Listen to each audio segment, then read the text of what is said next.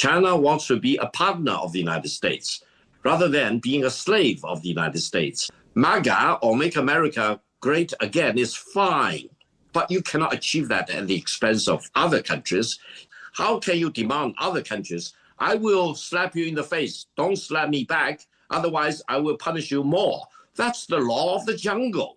In essence, what China now declares is that it is prepared to fight to the end. Trade war, tariff war, technology war, or real war. So the ball is in Trump's court. What happens when you back a global superpower into a corner?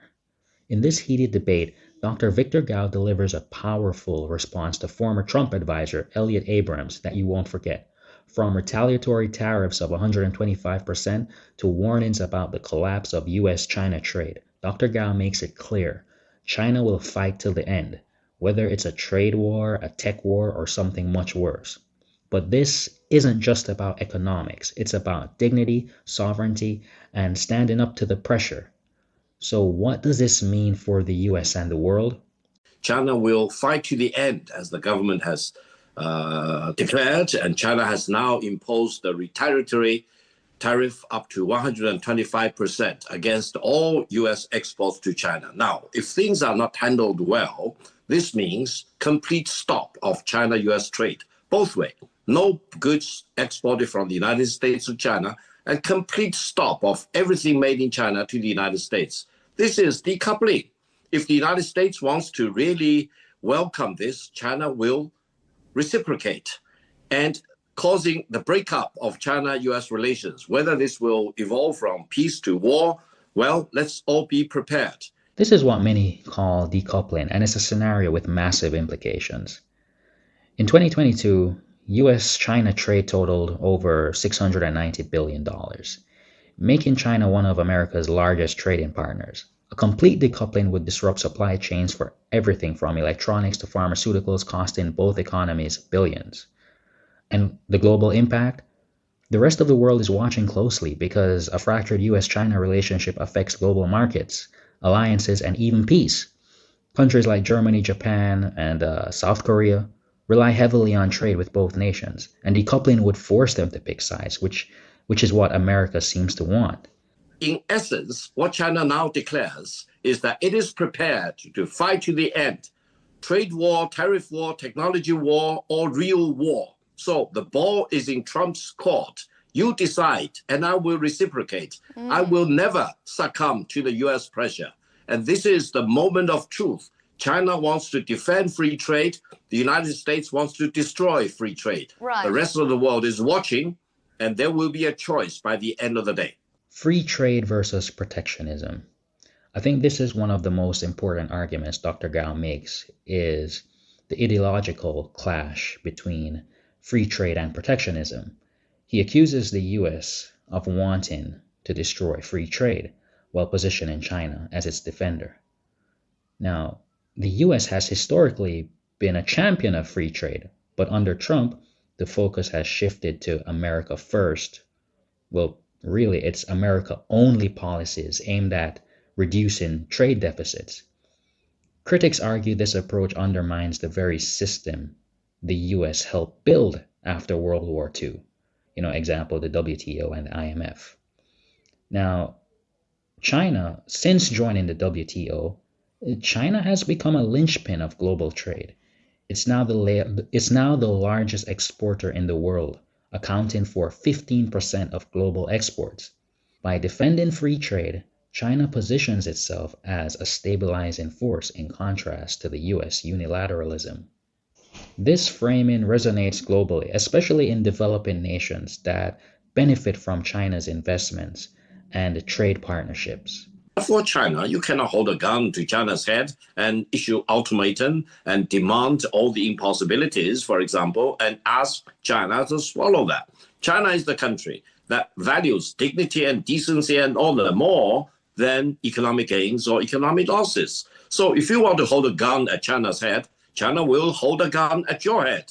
If you want to strike China in the cheek, China will strike you back. That's the decision and the determination of the Chinese nation. This is not belligerency. This is the minimum decency you need to apply to international relations. How can you demand other countries, I will slap you in the face, don't slap me back, otherwise I will punish you more? That's the law of the jungle. Dr. Gao emphasizes that China values dignity and decency above economic gains. He argues that no country should be allowed to hold a gun to China's head or demand submission, a metaphor for U.S. pressure tactics. Now, there's a cultural context here. After the century of humiliation between 1839 and 1949, when foreign powers exploited China, modern China has strived to restore its standing as a global power. This historical memory fuels Beijing's refusal to bow to external pressure. Let's talk about the Opium Wars briefly, which is a symbol for foreign domination. Right? One of the most infamous episodes during this period was the Opium Wars between the years 1838 and 1842 and also 1856 and 1860. These conflicts were sparked when Britain, seeking to address its trade deficit with China, sounds familiar? Flooded the Chinese market with opium imported from India.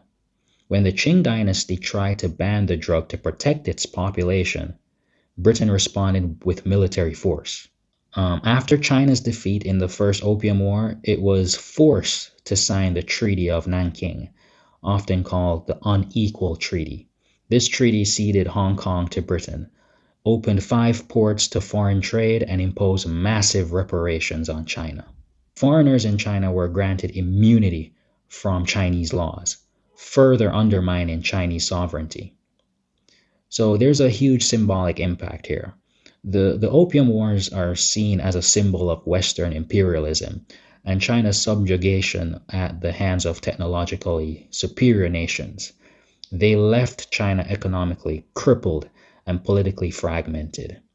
This legacy of forced concessions, territorial losses, and national shame has become a cornerstone of modern Chinese nationalism. For example, in school curricula across China, the Opium Wars are taught as a cautionary tale about dangers of weakness and disunity. The trade war launched by Trump is wrong. It's the wrong war. It's the war against mankind. MAGA, or Make America Great Again, is fine. But you cannot achieve that at the expense of other countries. You cannot achieve your greatness by belittling, by delegating or relegating other countries to the lowest echelon of the hierarchy. Every country has its ambition. Every country wants to be in the first front, first row, for example, and no country should be allowed to trample rules of free trade, to trample international order, and to dictate to others, to issue ultimatum, to hold a gun at your head, to demand submission to my will. This is the law of the jungle, and China will never have a part of that, and China will fight to death to oppose that. Yeah, the Make America Great slogan. I mean, America cannot achieve greatness by relegating other nations to subordinate roles, which is what it wants to do. This critique speaks to broader concerns about U.S. hegemony versus multipolarity. China advocates for a multipolar world, where multiple powers share influence rather than a single superpower dominating. Initiatives like the BRI reflect this vision, offering infrastructure investments to over 150 countries. By framing itself as a partner rather than a bully, China appeals to nations wary of U.S. dominance. For example, Africa, Southeast Asia, and Latin America increasingly view China as an alternative ally, one that doesn't impose political conditions on aid or trade. China is making sure that the American gets the message. If you want to impose war on China, you get war. If you want to destroy China, you get destroyed. If you want to bomb China out with nuclear weapons, you will be wiped out with nuclear weapons. That's the mutually assured destruction theory, mad theory, that everyone in Pentagon, everyone in Washington, D.C. should fully know about. China is not going to be pushed around, and China will fight to the end, one way or another. peacefully or otherwise. So the choice is in Washington. China wants to be a partner of the United States rather than being a slave of the United States. Dr. Gao's response isn't just rhetoric. It's a calculated message aimed at both domestic and international audiences. It positions China as a rational yet resolute actor committed to fairness and cooperation. The phrase "China will fight to the end" encapsulates Beijing's determination to resist coercion. Whether it's tariffs, sanctions, or military threats, China signals that it won't back down. As Dr. Gao puts it, if you want war, you get war. China's rise is inevitable. China's belligerency, and you just heard some of that belligerency, I would have thought is not inevitable. Maybe it is under Xi Jinping. But the problem that the United States has with China is not its rise, it is China's conduct. First of all, China, from the day it joined the World Trade Organization, has never believed in free trade, and it has not practiced free trade. It has taken advantage of the WTO to build up its own economy at the expense of other economies, and it has used its power to threaten neighbors. For example, the Philippines. That's just one very good example. Or Vietnam, there's another example. Or Taiwan, there's another example. The problem is not China's rise, which I agree is inevitable, and which ought to favor the people of China and really the people of the whole world. But it isn't doing so because of the way China is actually conducting itself. Now, Abrams, his framing of China as belligerent and the U.S. as a victim of unfair trade practices, that's total nonsense. He criticizes China for its behavior toward neighbors like Taiwan, Vietnam, and the Philippines. But it's crucial to clarify a key fact. Taiwan is legally and historically a part of China. You don't have to take my word for it. Even the U.S. State Department and the United Nations recognize Taiwan as a province of China. Right? So when China asserts its sovereignty over Taiwan, it's not aggression. It's defending its territorial integrity. Contrast this with the U.S.'s track record. Since World War II, the U.S. has intervened militarily in numerous countries, including Afghanistan, Iraq, Libya, Syria, and Yugoslavia, often under the guise of promoting democracy. Millions of innocent lives have been lost in these conflicts. For example, the Iraq War. That alone resulted in over 1 million civilian deaths.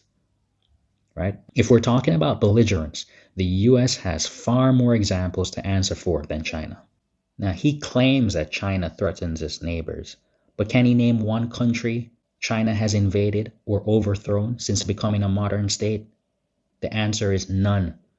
Compare that to the U.S. I would say that China does not practice free trade. It is not, and it has never been, the standard bearer for free trade. For example, free trade would not permit the massive theft of intellectual property in which China has been engaging for decades and is still engaging today. That's not part of free trade. The U.S. trade deficit with China isn't evidence of exploitation. It's a result of supply and demand. American consumers willingly buy Chinese products because they're affordable, high quality, and meet their needs. No one is holding a gun to their heads. If there were no demand for Chinese products, they wouldn't be flooding the U.S. markets. And let's talk about intellectual property. Abrams implies that China steals technology, but many cases are actually technology transfer agreements. Western companies voluntarily share technology in exchange for access to China's massive labor force and consumer market. This debate isn't just about trade, it's about two superpowers with very different visions for the future. While Abrams criticizes China, his arguments are often ignore the US's own track record of intervention and debt. Dr. Gao, on the other hand, makes a compelling case for China's rise as inevitable and its determination to resist external pressure unwavering. The real question is, will the US adapt to a multipolar world or double down on confrontation? The rest of the world is watching. What do you think? Let me know in the comments below. If you enjoyed this breakdown, don't forget to like, subscribe, and hit the notification bell for more. Thanks for watching, and I'll see you in the next one. Bye.